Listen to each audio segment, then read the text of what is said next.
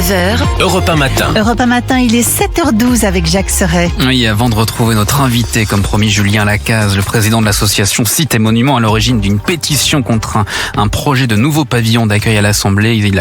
Et voilà, donc Monsieur Lacaze est avec nous justement. Il y avait quelques soucis de connexion, mais ça y est. Bonjour Julien Lacaze. Bonjour. Vous êtes à l'origine, donc je l'expliquais, d'une pétition qui rassemble ce matin plus de 64 000 signatures contre le projet de nouveau pavillon d'accueil de l'Assemblée nationale voulu par Yael Braun-Pivet, un projet estimé autour de 50 millions d'euros, qui était suspendu au début de l'année, puis qui a été relancé ces dernières semaines. Beaucoup de nos éditeurs découvrent peut-être cette affaire ce matin. D'abord, expliquez-nous très simplement, qu'est-ce que la présidente de l'Assemblée veut construire exactement et pourquoi vous vous y opposez ?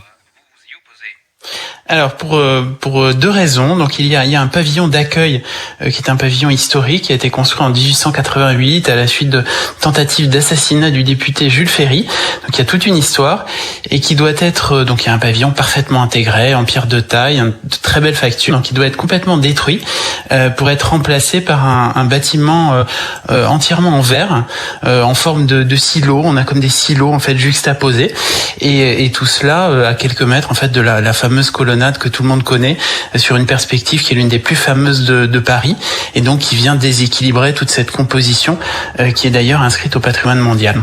Oui, aujourd'hui, lorsqu'un visiteur arrive devant le Palais Bourbon, à quoi ressemble l'entrée ? Qu'est-ce que ça changerait concrètement, ce nouveau pavillon ? Alors, c'est-à-dire que le pavillon actuel est un pavillon qui est tout à fait fonctionnel, qui est presque invisible en fait, parce qu'il s'intègre parfaitement dans le site. Il a été conçu pour ça d'ailleurs par l'architecte qui l'a édifié.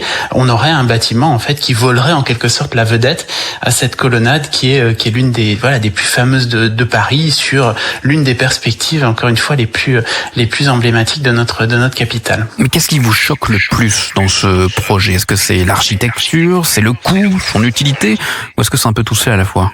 Alors c'est tout, c'est vraiment son architecture, c'est la commission du Vieux Paris, qui est la commission très prestigieuse qui s'occupe justement d'apprécier les projets de construction dans Paris, qualifie ce projet de plaisanterie, il explique qu'on casse toute la perspective, que c'est monstrueux, que c'est un acte d'une très grande prétention.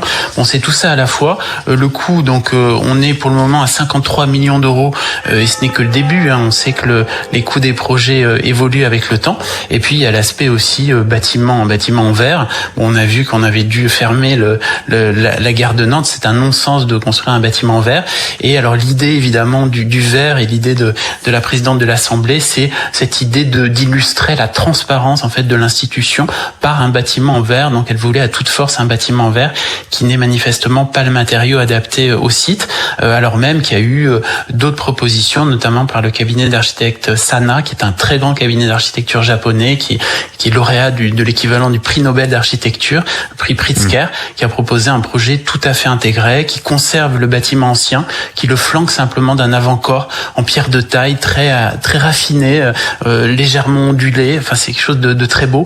Donc, il était possible d'aménager en fait ce pavillon sans dépenser tant d'argent, et en tous les cas en ayant une architecture complètement intégrée au site. Alors, plus de 50 millions d'euros pour ce projet. L'Assemblée répond que ce projet serait financé sur ses propres ressources et non par une dotation supplémentaire de l'État. Cet argument ne vous convainc pas ?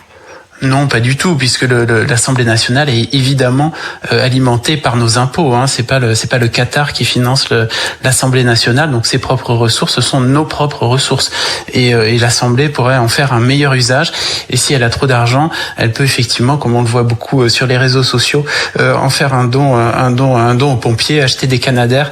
Voilà. Mais je pense que l'Assemblée aura besoin de cette somme d'argent pour restaurer son patrimoine et non pas pour le défigurer. Alors l'entourage de Yael Braun-Pivet précise que toutes les procédures suivent leur cours, qu'aucune décision définitive n'est prise, que le projet est soumis au droit commun. Pourquoi est-ce que vous parlez d'illégalité ? Alors ça, c'est vraiment un argument qui est pas du niveau de l'Assemblée nationale. On a été très surpris d'ailleurs par la réponse qui nous a été fournie. Ce qu'il faut bien comprendre, c'est qu'un premier permis avait été déposé. Nous, on a soulevé l'illégalité du permis qui est manifeste, puisqu'il y a des règles d'urbanisme qui s'appliquent à tous les habitants du 7e arrondissement, qui s'appelle le plan de sauvegarde et de mise en valeur. C'est l'équivalent des secteurs sauvegardés. Bon. Et le projet manifestement viole en fait ce plan de sauvegarde et de mise en valeur. Donc on a souligné ça. Et donc le projet a été retiré retiré en fait. La demande de permis a été retirée et donc on s'est dit bon, le projet est enterré, c'est gagné. Eh bien non, maintenant il modifie la règle commune pour que le permis soit acceptable au regard du droit de l'urbanisme. Donc imaginez un simple particulier qui dépose un permis qui est manifestement non conforme aux règles d'urbanisme et qui dit bah écoutez, soit je vais faire modifier la règle d'urbanisme. Donc c'est complètement fou quand on pense que cette logique-là émane de l'Assemblée nationale qui devrait être exemplaire, et on a des déluges de messages sur évidemment les réseaux sociaux en disant bah moi j'ai voulu mettre un Velux, moi j'ai voulu peindre mes volets de telle couleur. Comment vous expliquez cette débauche de moyens, d'énergie pour arriver à ce projet? Oh bah c'est un classique, hein, c'est laisser sa marque, et donc la marque de Yael Braun-Pivet, c'est le fait de rendre l'Assemblée plus accessible. Je crois qu'elle a doublé le nombre de visiteurs de l'Assemblée.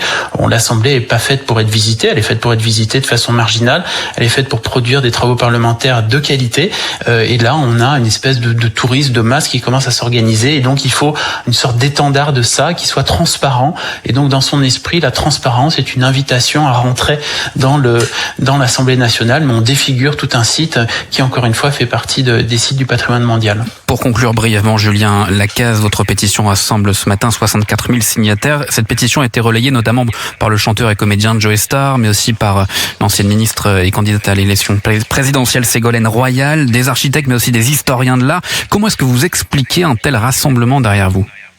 Parce que c'est un projet qui est complètement aberrant. Il suffit de lire vraiment et je vous invite à le faire sur l'article très complet que nous avons publié sur notre site internet qui figure à la fin de la pétition. Donc il suffit de taper pétition, pavillon, assemblée sur un moteur de recherche. Vous arrivez sur la pétition, vous voyez la photo. À la fin, vous avez l'article et vous voyez ce que dit la commission du Vieux Paris du projet, qui est une commission qui est assez feutrée en général. Enfin, c'est une indignation, c'est une évidence que ce projet n'a pas sa place dans un site aussi prestigieux et aussi emblématique de Paris. Merci beaucoup Julien Lacaze, président de l'association Sites et Monuments. Merci d'avoir accepté notre invitation ce matin sur Europe 1. Très bonne journée à vous.